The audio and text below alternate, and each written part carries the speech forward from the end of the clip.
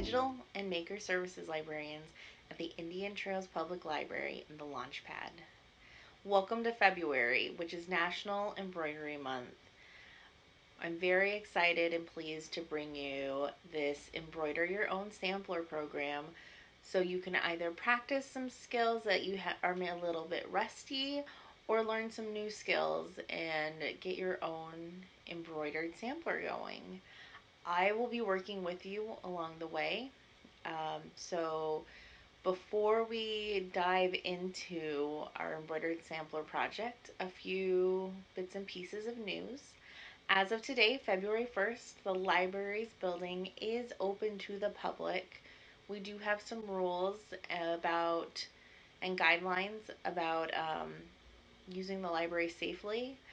That includes caps on the maximum number of people in the building, making sure that you're wearing your mask. All of those details can be found on the website. The library's hours right now are Monday through Friday, 9 to 8, Saturday, 9 to 5, and Sunday, 12 to 5. We're very excited to welcome you back to the building and to give you the opportunity to browse and locate the items that you're looking for.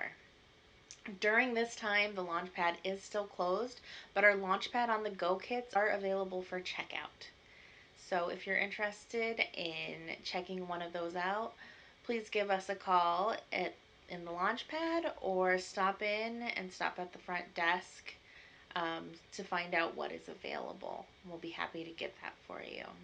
You can also check out the Launchpad section of the library website for a list of Launchpad on the Go kits. For more information about events that are coming up in the Launchpad, virtually of course, keep an eye on the events calendar, look for our newsletter, and we hope to see you at future programs. Time to get to the meat of this, which is of course our program, Embroider a Sampler. Like I said earlier, some of you may be new to this, some of you may be brushing up on some old skills. Rebecca is a fantastic instructor with great personality, but before we get to her, I just want to talk a little bit about what is supposed to be included in your kit. So the first most important thing, of course, is your fabric. And your fabric already has the design printed right on it. Then you'll also have your hoop. This is an 8-inch hoop, and Rebecca will be showing us how to set up our hoop and our fabric so we're ready to start sewing our sampler piece. You should also have 7 colors of floss. Right here are 7. The colors look a little bit similar to each other, some of them, but there are differences. Depending on the type of artist you are, you may just randomly choose one color per type of stitch because there are seven stitches. So you can do it randomly, or you can take some time and sit down and look through your booklet that's also included and look at the heart sampler pattern, the different stitches, and think about how you want your colors to line up. That's totally up to you. It is your process. It's your art. You'll know what works best for you. You also, of course, need your embroidery needle. Very, very important. We've included a little floss threader for those of you like me who are not as adept at threading our needles. Rebecca is incredible at it, so I'm very jealous. You'll see her magic at work. But if you don't have that kind of magic, the floss threader is there for you. And we've included a pair of scissors, little snips to cut those threads. So the structure of this program is that Starting today, February 1st, we will release the first video, which is our getting started video. It'll go over just the basics of getting your hoop ready and your thread ready. This Wednesday, February 3rd, will be an introduction to some of our stitches, and each day, let's see, the following Friday, and then Monday, Wednesday, and Friday up through the 12th, we'll release a new video each morning about more of the stitches, and in the end, we'll talk about finishing off your project so that you can put it on display. One thing to note before we get started is if you're looking closely at your handbook, you might notice that this pattern is slightly different from the pattern that is on your fabric. The creator of this pattern does give you some, Rachel Byer is the one who created this. She does give you some tips on how to get your design onto your fabric. The way I did it was to use iron-on transfer pen, and I did not mirror when I printed out the page. I didn't mirror that. So I printed it as it was in the booklet, did my design, ironed it on, which then means it's mirrored on your fabric. So keep a close eye on making sure, taking a look at your pattern and making sure what lines and places you are actually working on, what stitches you're actually working on, just so that there's no confusion. I think the two stitches that may cause a little bit of confusion, actually I think there's only one. The one stitch that may cause a little confusion is going to be the threaded running stitch, and I'll give you a reminder about that when we get to that section of the video.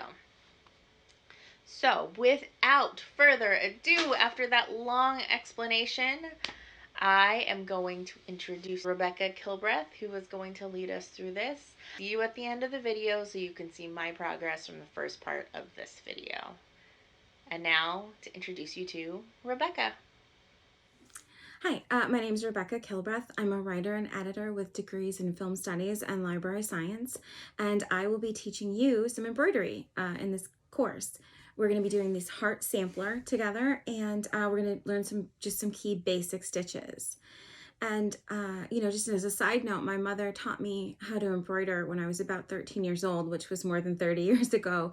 And a lot of embroidery is just self-taught, and it's taught to each other, and it's very improvisational, and there's no perfect way to do it. So make sure as you go about this process, you go pretty easy on yourself because you're learning. And if you'd heard a different way to do it, that doesn't mean it's wrong. It just means that somebody had a different opinion on how to execute. And if I could give you one key piece of advice for this project, and probably for everything in life, it is to, go easy on yourself and give yourself permission to fail, even if you're the only one who thinks you're failing. That's the most important thing. So just remember that as you go along, and be kind to yourself. Let's do this. Okay, what we have here is everything you need to complete a heart sampler project. We have instructions, very important obviously, fabric with a printed design, a pair of sharp scissors, an embroidery needle that is long enough and has a big enough eye to allow you to put thick floss strands through the needle. And then we have 7 different colors that we're going to apply to the sampler. And that's all we need to get started, so let's dig in. Okay, our first step in getting to this is getting our fabric correctly placed in the hoop. So we start by unscrewing the outer hoop and lifting it up, like so. And then you take the inner hoop and slide it under the work with the art facing up. And now this is a little dusty, and I'll take care of that in a minute. But don't worry too much about it because we're going to be cleaning this later. We're going to be touching it a lot. It's just going to take a lot to keep it clean. So that's something to consider as you go. What I always do is center it as nicely as I can to start, and then simply slide this over the top. That looks pretty clean and tight. Creates a ripple on the outside. The goal is to get the inside, or the actual part that's in the hoop, as tight as possible. And so I start pulling or screwing this in here. And then once it's firm, you can't shift it around too much, I go a second step and start pulling the fabric a little bit around the edges. And as you can see, it goes from having a few ripples in it to no ripples. The goal is to get this artwork taut, but not misshapen. So it's very easy to start pulling and squeeze the artwork this way. We don't want to do that. It's a little too far. So this is pretty good. It's just a little tight over there, but not terrible. And that is it. And you're gonna tighten this up again, keep it nice and snug. And while you're working, eventually it will start to get loose. Might be a little misshapen, but don't worry too much about it. We're gonna go ahead and make adjustments as we go. So if it becomes unwieldy, if it's like right now it's off center, but that doesn't matter because right now we're just stitching. We're not placing it to finish it. So don't be too hard on yourself. Just make sure that the design is relatively straight and not misshapen, and make sure that you wash your hands before you start so that you don't get your fabric greasy with your fingertips. It's a good way to keep yourself from snacking, frankly, as far as embroidery goes. Anyway, that's the beginning. Okay, the next step in preparing our project is to cut our floss and to thread the needle. Traditional embroidery floss has 6 strands of thread, and we are going to cut one strand about the length of my forearm. And actually, obviously, you should cut it to yours to the length of your forearm. What that allows us to do is keep the thread long enough so that we can pull it through in a motion that makes sense, so we're not pulling it for days. It also keeps the thread from tangling, from twisting and getting tight as we go. So trying to keep it to the length of your forearm is always a good practice. The other thing that we're going to do is we're going to split this 3 and 3. So while it comes with 6, we want to separate them so that we're only using 3 for this project. Now, you can decide to use a lot more or a lot less. It really depends on what works for your fabric, for your needle, for everything in regard to your project. But in this particular case, we're going to separate the floss and use just 3 strands. And then the next step, which is bound to create some controversy, is to decide how to thread your needle. You can do it very simple. I like to do the pinching method, or I stick it through and boom, it's there. I just kind of pinch it right between my fingers and slide it on. That works for me. It does not work for everyone else. So there are a lot of ways to do this. You could make sure you trim the edge if you've got any sort of roughness to it. That will make a big difference. You can use your tongue and scrape against your teeth, which I also always do. And then finally, you could also use a threader, which you would stick this through the needle, and then you'd stick the thread through there and pull it back, and it would thread it for you. So there's 3 different ways to go about doing it. Then I always tie off the end. Some people don't. Some people work it into the back. I'm just not that fussy. I'm pretty laid back when it comes to embroidery. So we just create a little knot, and I always double knot it. And then we're ready to go, and we're ready to start stitching, right? Okay, I think we're ready to start stitching. We have our thread, we have our fabric in a nice taut hoop, and according to the instructions, I may not go in the exact order that your written instructions go in, but I'm going to try to build on each of the stitches so we understand conceptually what they're for. Thank you, Rebecca, for that wonderful introduction to the beginning steps of embroidery. Just like I promised all of you, I would be following along. I have my pattern hooped up here. I'm ready to go. I also have my thread, my 3 strands that I separated and ready to go on my needle. I don't know if you can see that, but I have my knot right there, so I'm all set to go. I did go ahead, like I mentioned earlier, because this is the type of person I am. I took a closer look at the thread I had, and then I assigned my DMC colors to the different stitches, just because I had a certain aesthetic that I kind of wanted in mind. But once again, if you're the kind of person who wants a little bit of randomness, reach into that pile, go ahead and grab whatever color strikes you in that moment to do the next stitch that we're going to learn, and get yourself ready. So coming up, Rebecca will be showing us how to do the running stitch and its cousin, the threaded running stitch.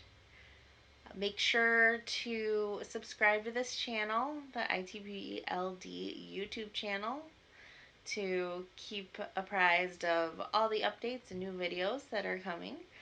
And make sure you give us a like down below if you found Rebecca helpful, and you're looking forward to the next video. So, like, subscribe. And I look forward to seeing you for our next tutorial video for Embroider Your Own Sampler.